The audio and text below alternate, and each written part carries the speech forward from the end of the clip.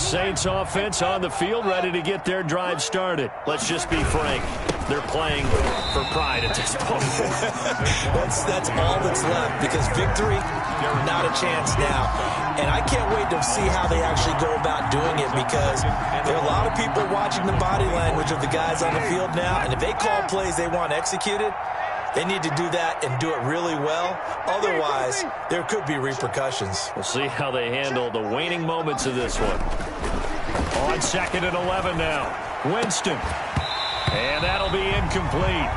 Took a pretty good shot as he tried to pull that one in. Couldn't hang on 3rd down. This has been a rough one, to put it mildly, for him. And after this one's done, you just feel like at the post-game press conference, this team's going to have a lot of questions and definitely not a lot of answers. And that'll be incomplete. We do have a penalty flag down, however. Let's see what that's about. Some boos coming down right now from this home crowd after that call. Yeah, and that was because of the pass interference call. But for a second there, I thought maybe they'd gotten a look at my appearance as Othello in the high school play. You were Othello? Not a good one, let me tell you.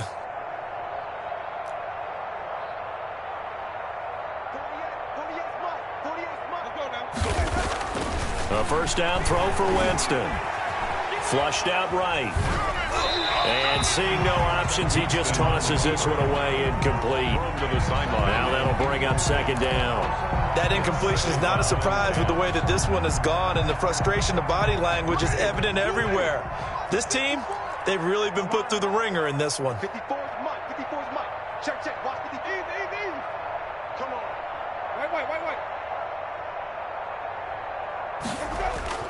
Play fake. Winston rolling to his left. And he rifles one incomplete. They certainly did a nice job improvising there, extending the play, hoping someone would come open downfield, but they never did. And 10 yards to go. They had the incomplete pass on 2nd down. Now they need a big play here, 3rd and 10. Now it's Barkley. And they'll get this across the midfield stripe, but still winding up short of the first down. Give him 8 yards on the carry, and that's going to bring up 4th down. It's a gain of 8, but it brings up 4th down. Winston to throw for it on 4th. Gets this to a standout receiver, Thomas. Complete. Now we'll get a quick timeout called by New Orleans, number 2, as they'll stop it with just over 40 seconds to go in the game.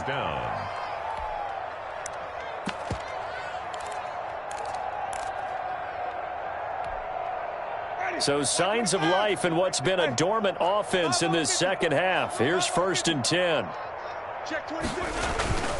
To throw, Winston. And that is incomplete. He couldn't hold on through the contact. Brings up 2nd down.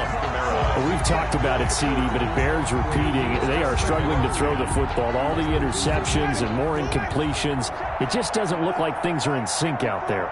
I would agree with that, and it's not a good day when you feel like an incomplete pass is almost a win for you because it wasn't intercepted. And I think the receivers now, when they're running their routes, they want to catch the ball, but they also want to make sure that the defenders don't take it away.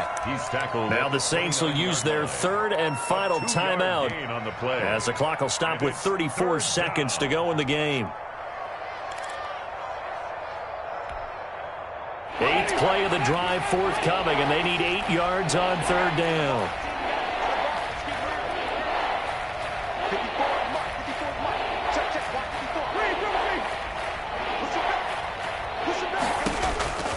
From the shotgun, it's Winston. And somewhat of a measure of revenge as he's in for the touchdown, but they still trail big time. He'll take it, but he won't be able to smile about it.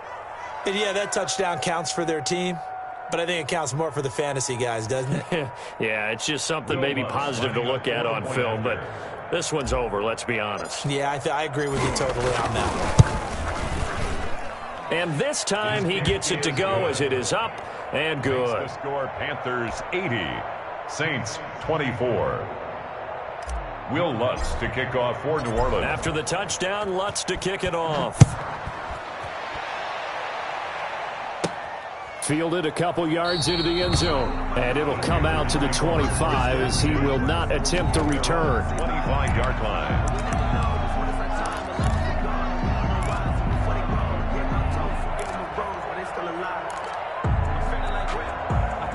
This Carolina offense at the line, ready to go. And this game comfortably in hand. The scoreboard speaks for itself, but you still got your starting quarterback out there. When do you go to the backup? Let him get some time.